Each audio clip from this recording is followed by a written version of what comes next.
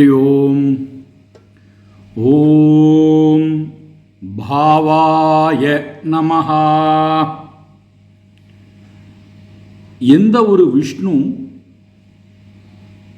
விஸ்வமாக வஷட்காரனாக பூத பவ்ய பவத் பிரபுவாக யார் இருந்தாரோ அந்த விஷ்ணுதான் இங்கே பாவாய என்று சொல்லக்கூடிய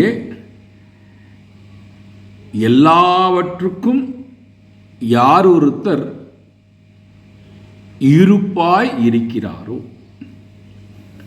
பாவ என்றால் பவதி, உண்டாகுவது, பிறப்பது, தோன்றுவது. அதை இப்படி நமக்கு புரியும்படியாக சொல்ல வேண்டும் என்று சொன்னால்,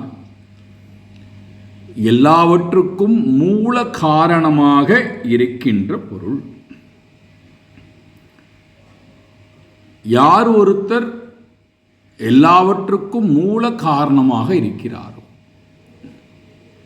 அவருக்கு பெயர் இங்கே பாவாய என்று சொல்லப்படுகிறது.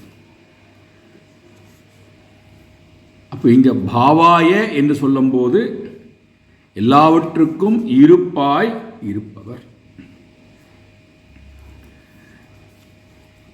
இரண்டு அழகான லட்சணத்தை கொடுக்கின்றார் ஆதிசங்கர பகவத்பாதால். ஒன்று பிரபஞ்ச ரூபேன பவதி இதி பாவஹ. யார் ஒருத்தர்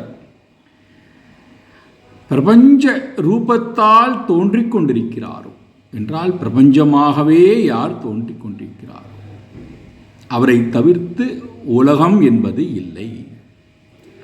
பிரபஞ்சமாகவே யார் தோன்றிருக்கின்றாரோ அவர் பெயர் பாவாய என்று பெயர். இரண்டாவது கேவலம் பவதி இதி ஏவ, அவரை தவிர வேறொன்று இல்லை.